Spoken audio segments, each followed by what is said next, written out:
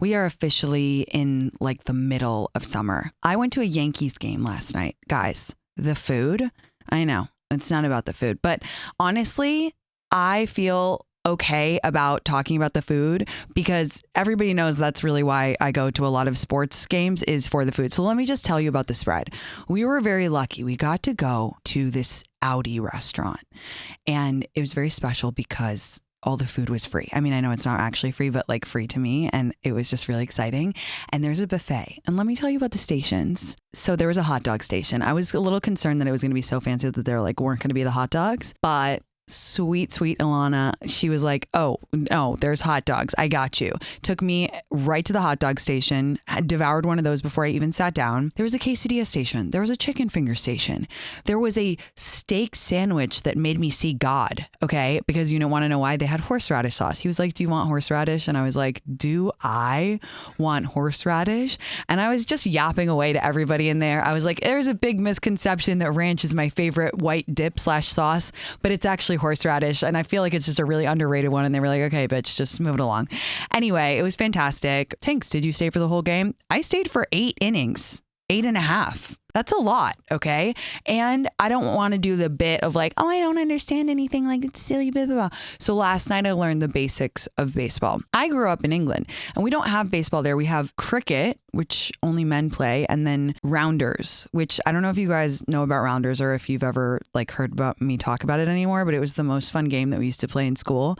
And you play with a wooden bat and a tennis ball, like typical British shit. Like what the fuck even is that? But it was so fun. And I was actually really good at rounders, so I feel very strongly about it. How crazy is this? You hold the bat with one hand. Again, only British people would be like, you're going to hold a short wooden bat with one hand and try to hit a tennis ball and run around to different bases. But honestly, it was a sleigh. I am going to Mykonos on Friday. I know that I've had a crazy July because I'm actually in my mind thinking, man, I can't wait to rest in Mykonos. That's going to be just a good time off for me. I really need a break. It'll be just plain partying because I think it's honestly just New York and got a lot of stuff going on. I'm sorry to be cryptic, but like I have some personal stuff, good stuff going on that's just been like taking a lot of my attention. And I am just, there's a lot of moving tectonic plates in my life right now. And I feel like going back and forth to the Hamptons, partying like 365 brat summer, etc. You know it's bad when I'm like, God, I can't wait to just rest in Mykonos. I'm so excited. We're seeing black coffee. We're gonna go to Scorpios. We're doing all the things. I love Mykonos. Mykonos, they can never make me hate you. Okay, they could never make me hate you. I love it. Cliches and all. I have assembled the nastiest, sluttiest wardrobe you could ever imagine, okay? You are going to see titties, you're going to see ass, you're going to see legs. I'm going to be dressed like Paris Hilton in 2009, okay? And I'm going to love every second of it, okay? Let's take some callers. Let's go to Alana. Hi, Alana. How are you? Hi, Tinx. How are you doing today? I'm good. What's going on with you? Oh my gosh. Well, first I have a funny story, which is that my brother is your year at Stanford, so I was at your graduation. No way. Wait, would I know him? No, he was a little nerdy, but that's okay. It's Stanford. All of us are nerdy in different ways. Okay, so I need advice on a guy who's come back into my life, and a la men always come back or their lives get Men worse. always come back or their lives get worse. If there's one thing I know, exactly. Put that, on my gravestone, it's just going to be the initials. It's just going to be like MAG or whatever. Like men always come back, or like put that on my gravestone because it's so true. Okay. So I lived in the city for 5 years and I moved to Denver last Labor Day, just for a little context. Okay. So I'm at a bar in Denver over Memorial Day weekend and I get 2 calls and a text from a number I don't have saying, are you at Happy Camper, this bar in Denver? I ignore them. I'm having a girly swirly night with my best friend who's in town from the city. Mm-hmm. I don't have their number. I'm like, it's probably for a reason. I'm unbothered. Then I see a guy at the bar I'd gone out with a few times in the fall. So I'm like, oh, it's obviously him. Fast forward like 2 weeks and mid-June, I'm looking through the texts on my computer for some reason. And I see the name of the guy I dated in the spring of 2022 in the city in New York. So over 2 years ago at this point. And I'm like, why would he be like in the front of my texts? So for a little context on this guy, he and I had a month-long like whirlwind romance. And on our 3rd date, which was within the first week of us meeting, he took me to a Celtics playoff game in Boston. Whoa. So we did like Yeah, like a quick 24-hour, like just like amazing road trip, you know, good chemistry, all of that. Yeah. So whatever, he ended up kind of like falling away, like kind of love bomb vibes.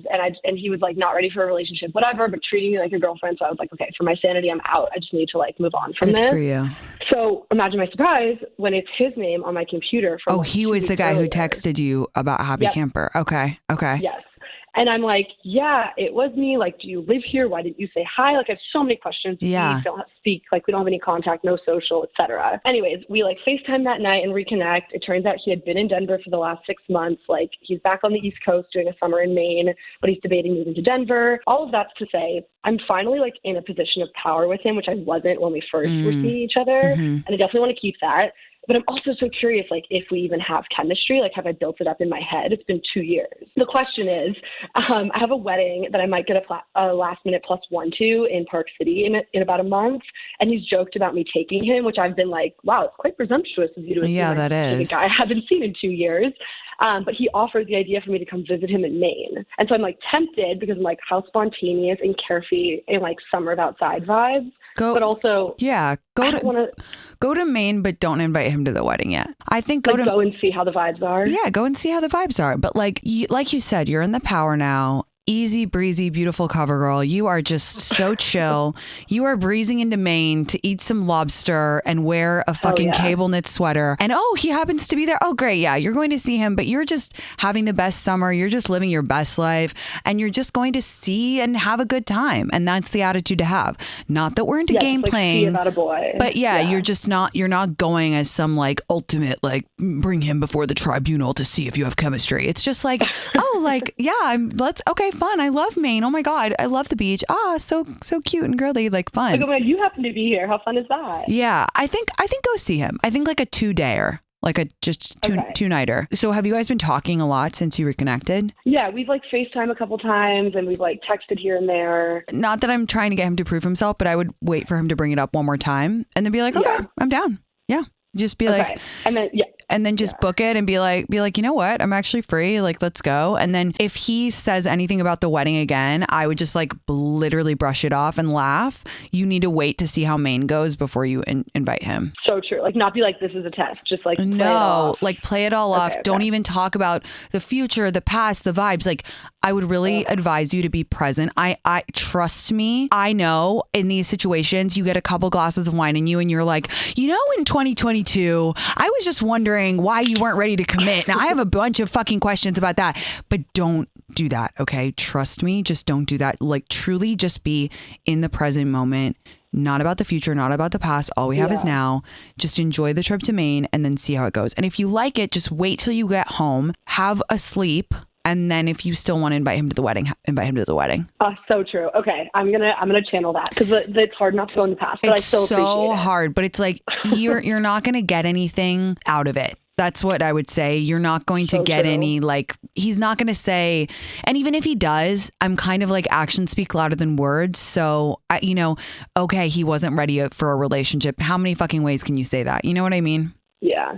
Yeah, his actions show more. Okay. Exactly. Thank you so much, Tinx. Love you. I love you. Have a good time in Mykonos. Go off, girl. Thank you. Please call or please email me and tell me what happens. It's me, Tinx at SiriusXM.com. So I know what happens. Okay. Definitely. Thanks, girl. Okay. Love you. Have fun. Bye. Love you too. Bye. Ooh, dirty getaway. I love it. I've never been to Maine, but I hear the lobster is lit. Yeah. Lauren loves Maine or Rhode Island or all those like New England-y places. I don't fucking know. I don't understand. I'm very bad at geography. I'm almost as bad at geography as I am at sports. But I know that the Celtics playoff that he took it, that's Celtics. That wasn't even on purpose. But that's a big deal to take someone. It's kind of like, remember when I took that guy to the Super Bowl after 5 dates and I hated him and then I had to black out? That was rough. Yeah. I took a guy to the Super Bowl for a fifth date. We hadn't even slept together. We never slept together because he was so boring. But he got to go to the Super Bowl and they won because I was there. It was the Rams. Anyway, you guys know the story. Let's talk to Leah. Leah, hi. Hi, Tinx. How are you? I'm doing well.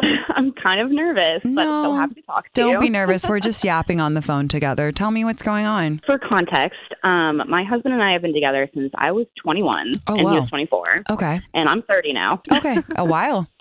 Damn, congrats. Some time. That's exciting. Yeah, well, thanks. Also, for context, his mom passed away super early in our relationship. I'm sorry. And since then, I feel like we've kind of been stuck in a holding pattern, and kind of just been going through the motions. And so recently have really been trying to do a lot of self-improvement and like a lot of self-growth. I love that. Yeah, it's been awesome. It's been amazing. I've finally like found a career I love and used my passions for things that I want to be doing. But this did include a pretty crazy move. I'm now living 1,500 miles away from my husband. Oh, whoa. Because of your job? Yeah. So got a new job, moved out really quickly, and he is back in our hometown kind of wrapping things up. Okay. And then he's going to come and join you? Yeah. In probably like October. Okay. I've been here for like a month. And so he was out to visit last week and it was great. It was fun. But I realized like he was disrupting so much of my routine. Like I was giving up all my non-negotiables. And before I left, he had made a couple comments like, oh, you're going to find somebody else when you're out there. And like, that's okay. Or like, if you leave me, like, it'll be fine. And what? I've just been, yeah, right. I was just like, where is this coming from? This is insane. It was all while he was like kind of drunk. Like I've been rewatching Summer House and like Give Shades of Kyle in like season 3. And it's fucking terrible. Do you feel like he was saying it like defensively, like almost from an insecure place, or was it almost like what was the tone of it? I'd say like 100% insecure. Defensive and insecure, yeah. And so like while I've been out here, like I definitely have not been looking for other men, but I think what I have found is that I'm loving my independence.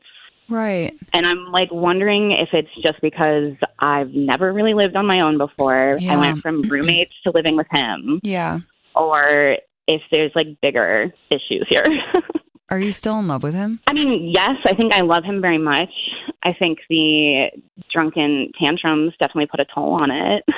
Are you happier in your life out there? I mean, I love it. I love it so much. I've never honestly been happier. Yeah, this is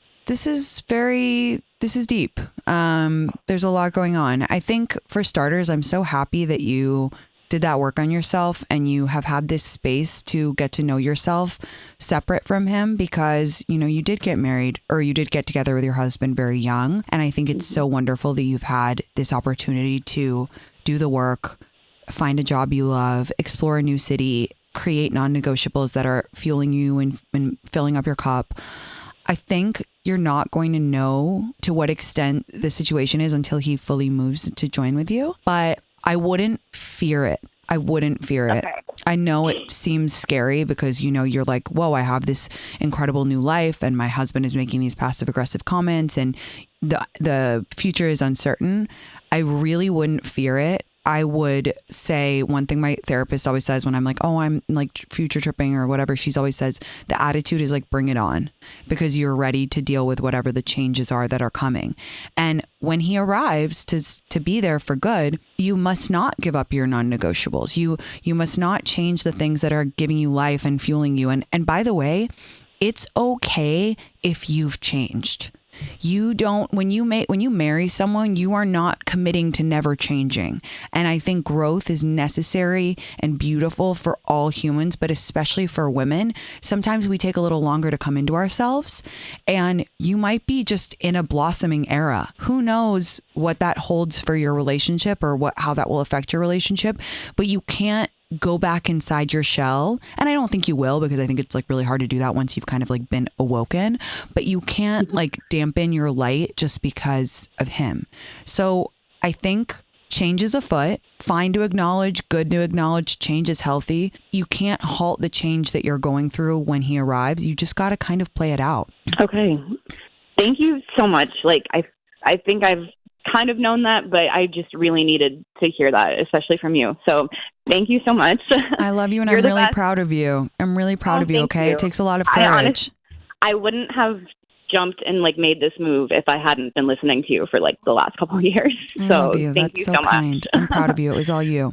Good luck, babe. I'm thinking of you. Thank you. Love you. Bye. Yeah, that's incredibly brave. That's incredibly brave. And she's coming at it from a really measured headspace. It's really, really hard when you spend that much time with someone. And, you know, look, if you find your person early, you find your person, you can't put them off or whatever. But I do think that growing with someone throughout your 20s is challenging because we do change so much. Like, think about yourself from when you were 21. You know, if you're in your 30s, like, I'm a different human being. There is not a cell of me that is the same.